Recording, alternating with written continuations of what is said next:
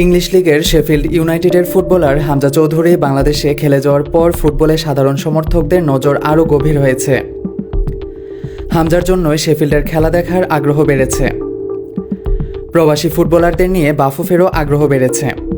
কেউ বাংলাদেশের জার্সি গায়ে খেলতে চাইলে তাকে আমন্ত্রণ জানানো হচ্ছে।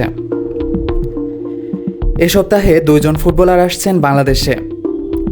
এলমান মতিন আসবেন লন্ডন থেকে আর আব্দুল কাদির আসবেন ইতালি থেকে। দুজনই জুনিয়র ডিভিশনের ফুটবলার এবং তারা সিলেটের ছেলে। এই 2 জন আসবেন সাফ অনূর্ধ্ব 20 ফুটবল দলে ট্রায়াল দেওয়ার জন্যে। একটি সূত্রের দাবি, ইতিমধ্যে কানাডা থেকে ফারহান এসেছেন বাংলাদেশে। 20 বছর বয়সী ফারহান ওখানকার জুনিয়র লিগে খেলেন, তিনিও এখানে ট্রায়াল দেবেন। বাংলাদেশি বংশোদ্ভূত সামিত সোম নামের আরও একজন কানাডিয়ান ফুটবলার বাংলাদেশের জাতীয় দলে ট্রায়াল দিতে পারেন। তার সঙ্গে বাফুফের যোগাযোগ হয়েছে।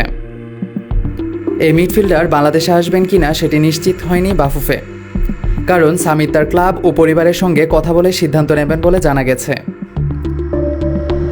বাফুফের সহসভাপতি ফাহাদ করিম জানিয়েছেন, সামিত একজন ভালো মানের ফুটবলার, তিনি বাংলাদেশ দলের জন্য ট্রায়াল দেবেন। এ নিয়ে ফাহাদ করিম বলেন, কানাডার টপ লিগে খেলেন সামিত সোম। সামিত তার পরিবার এবং ক্লাবের সঙ্গে কথা বলবেন, সেখানে সবকিছু ঠিক থাকলে বাংলাদেশে আসতে পারেন তিনি। এজন্য সামিত সময় নিয়েছেন। আগামী এপ্রিলের মধ্যে চূড়ান্ত করতে বলা হয়েছে। জুনে বাংলাদেশ সিঙ্গাপুর ম্যাচ ঢাকায়, তার আগে আরও 1-2 জনের বিষয়টা চূড়ান্ত করতে চায় বাফুফে। এছাড়াও জুনে একদল প্রবাসী ফুটবলার বাংলাদেশে আসতে পারেন বলে জানা গেছে ট্রায়াল দেওয়ার জন্যে।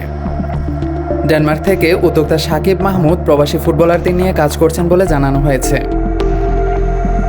নিজেকে লাইসেন্সধারী কোচ পরিচয় দিয়েছেন এবং বাসা বাফুফে ভবনের পেছনেই আরামবাগে।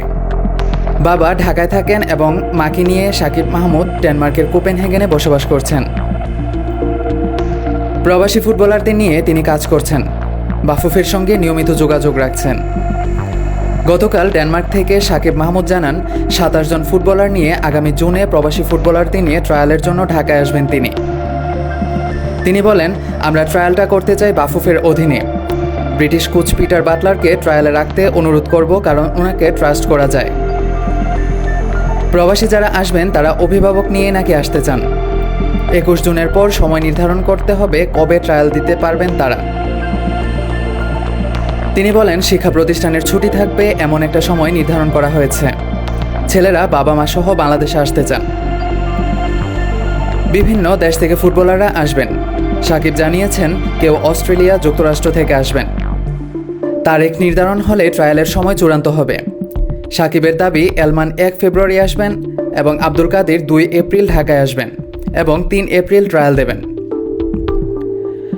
প্রবাসী নাবিদ আহমেদ, ফ্রান্সের ফারহান মাহমুদ, রিফাত খান, স্পেনের সৈকত বড়ুয়া, পর্তুগালের লিজান হাওলাদার, যুক্তরাষ্ট্র প্রবাসী আমির সামি, রাকিবুল, নাবিল, নাসির, নাবিল রহমান, ইমান আলম, ইংল্যান্ডের করিম হাসান স্মিথ, আশিকুর রহমান, তোফায়ের তানিম, হারুন সালাহ, রিজওয়ান হুসাইন, আরিয়ান আমির, সামির খা।